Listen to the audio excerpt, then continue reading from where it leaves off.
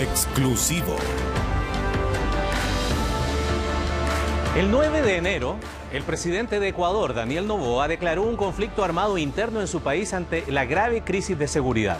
El estado de excepción, con toque de queda, sigue vigente y con el apoyo de las Fuerzas Armadas intervino las cárceles y le declaró la guerra al narcoterrorismo.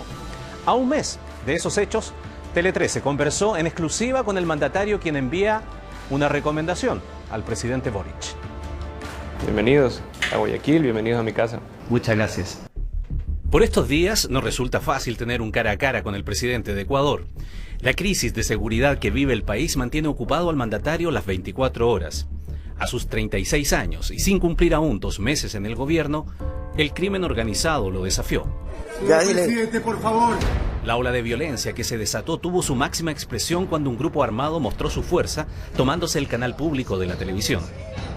Todo Ecuador vio con horror cómo los empleados se convertían en rehenes durante una transmisión en vivo. Por favor, señor presidente. Fue una pelea dura y fue una decisión más dura aún el decreto 110 y el 111, especialmente el 111, el cual determina un conflicto armado no internacional, una guerra interna, que para algunos dicen que no cumple, algunos pues que se creen eruditos constitucionalistas, pero cuando tienes de enemigos a 40.000 personas armadas en 22 grupos narcoterroristas, cuando tienes más de 8.000 muertes al año violentas, es una guerra interna. Dile que tenemos bombas. En una guerra, uno de los objetivos es eliminar al enemigo, ¿la verdad? ¿Debe entenderse entonces esto como carta blanca también para el uso letal de la fuerza? No, en lo absoluto. Nosotros seguimos todas las normas y leyes y estatutos del derecho internacional humanitario, lo cual son las leyes que rigen en un estado de guerra. No es ir de cacería. Se pueden rendir. El estallido en las cárceles y la toma del canal de televisión no hicieron entonces más que apurar una decisión que el presidente Noboa ya venía masticando de antes. Desde el 2020 la tasa de asesinatos se disparó. En la región no hay otra que se le compare, con más de 40 homicidios por cada 100.000 habitantes, mucho más que México, Colombia o Brasil. Gran parte de esa violencia generada y dirigida desde las cárceles. Ha tomado la decisión de retomar el control de las cárceles con el apoyo de los militares. ¿Esto ha sido hasta aquí efectivo y se va a mantener en el tiempo, presidente? Claro que ha sido efectivo, ha sido muy importante tener a los militares ahí con orden, también que los presos entiendan de que hay una autoridad, entiendan de que ya no van a tener pues como una fiesta como la tenían antes. Nosotros, ¿qué hicimos la primera semana? Cambiamos el mando alto del comando conjunto de las Fuerzas Armadas, las 4 cabezas. Cambiamos también a 5 de 8 generales de la policía. Con el Plan Fénix, primero, dotaremos a nuestras fuerzas del orden con uniformes de alta resistencia balística, chalecos con panel de cerámica y cascos integrales con protección nivel 4. Fénix es el nombre del plan ideado para erradicar la inseguridad en Ecuador. Es la materialización de una idea que Noboa lanzó en campaña con un video muy llamativo, al estilo hollywoodense. Drones para tener una vigilancia aérea con reconocimiento facial. Nos encargaremos de liberar a nuestros barrios y ciudades de la delincuencia. ¿Cómo está la moral?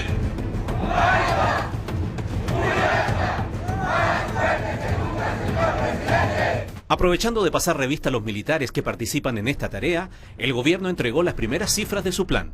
Se han ejecutado más de 96.000 operativos, ya van casi 8.000 detenidos, 241 acusados de terrorismo y 8 sujetos vinculados a grupos armados han sido abatidos.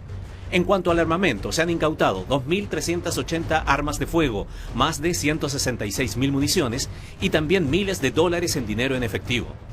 Para el presidente Noboa, ese es el resultado de haber tomado la decisión de intervenir las cárceles, porque desde allí hoy se dirigen las organizaciones criminales. ¿Es correcto decir que el presidente Noboa es el buqueño de Ecuador? La realidad es totalmente diferente. En eso algunos grupos especialmente algunos grupos opositores nos quieren encasillar en algo así, pero hay muchísimos elementos en el cual se diferencia. Noboa se apura a afirmar que Ecuador no es El Salvador, que son países de cultura y tamaños diferentes y que sus decisiones pasaron por control y la aprobación de la justicia y del Congreso, en este último donde su partido solo tiene el 20% de la bancada. Por primera vez en la historia del Ecuador, tienen por unanimidad la Corte, por unanimidad la Asamblea Nacional y el Ejecutivo trabajando en conjunto y apoyando una acción de parte del Ejecutivo. No podía yo dejar para la historia como una acción autoritaria o dictatorial, sino algo democrático. Pero hay similitudes. Por ejemplo, la idea de construir 2 megacárceles de seguridad al estilo de las que hizo Bukele en El Salvador. Ya presentó los diseños y hasta en ocasiones ha ironizado con el tema. Van a ser igualitas, porque es la misma compañía bajo el mismo diseño que hizo las cárceles de máxima seguridad en México y que las hizo en El Salvador. Entonces, para todos los Bukele lovers, es una cárcel igualita. Los centros contarán con sistema de inhibición de señales, paredes blindadas y espacios con distintos grados de seguridad de acuerdo a la peligrosidad de los reos. Le preguntaba eso de las similitudes porque, por ejemplo, la idea de construir en tiempo récord 2 mega cárceles de alta seguridad, entiendo que usted el 11 de enero lo reafirmó, y esa era una, por ejemplo, también iniciativa en El Salvador. Y antes de eso fue en México, y antes de eso fue en centros penitenciarios en el centro y en el Midwest de los Estados Unidos, y antes de eso fue en Tailandia. Entonces hay que también entender un poquito la historia de qué es lo que ha pasado. No es que, o sea, se inventó el agua tibia en El Salvador. Esto era un mecanismo que viene de hace años. Las organizaciones criminales tienen nexos internacionales. ¿Qué hace su gobierno, por ejemplo, con los extranjeros que cometen delitos? Entiendo que hay más de 1000 colombianos, por ejemplo, que han estado condenados. Ellos quedan en la cárcel, los extraditan, esto ponen en la frontera. Estamos en un proceso de expulsión de 1500 presos colombianos. Hemos estado en contacto directo con el gobierno colombiano y los vamos a dejar en la frontera esos 1500. Tener un preso extranjero cuesta más de $10 el día, y el desayuno escolar cuesta pues 38, 39 centavos el día. En vez de mejorar la vida de los ecuatorianos, en vez de mejorar la vida de los niños, estamos gastando dinero en criminales extranjeros cuando hay mecanismos dentro de la Constitución de que un extranjero que haya cometido un delito y tenga una sentencia ejecutoria de 5 años o más puede ser expulsado. Y Noboa va por más.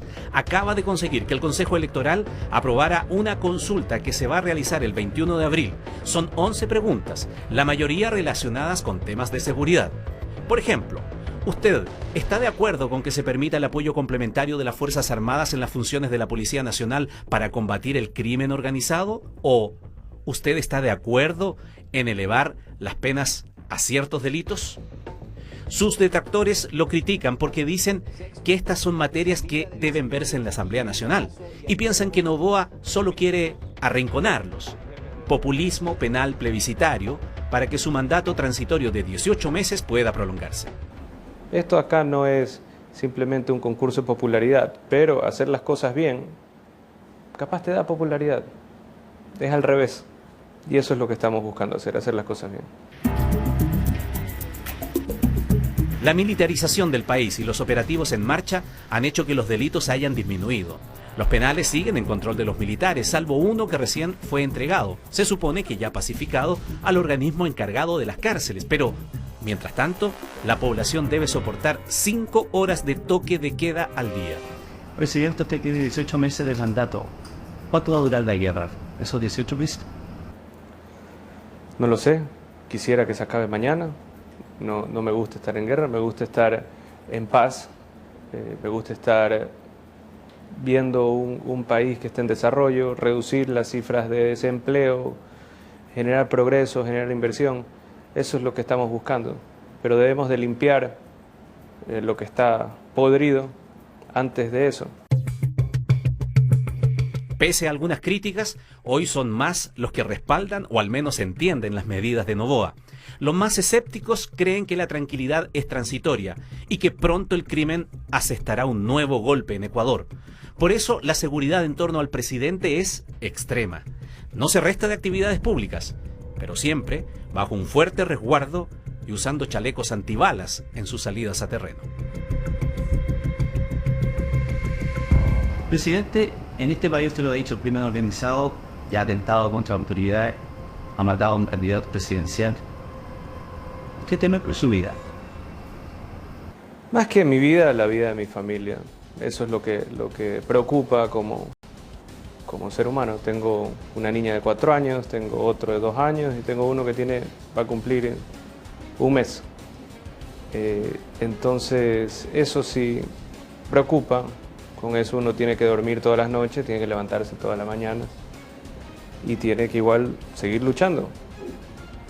No se puede dejar uno invadir por el miedo, sino tiene que hacer las cosas bien.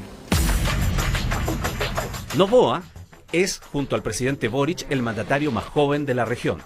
Con él coincidió ya en una actividad oficial, como fue el cambio de mando en Argentina hace algunas semanas. Y claro, la pregunta es inevitable.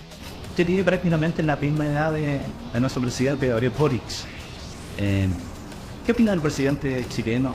¿Qué le recomendaría con la experiencia que tiene usted en estos meses de gobierno? Sí, lo conozco, tengo una buena relación con Boric. ¿Qué le recomiendo? Que tome las decisiones difíciles ahora.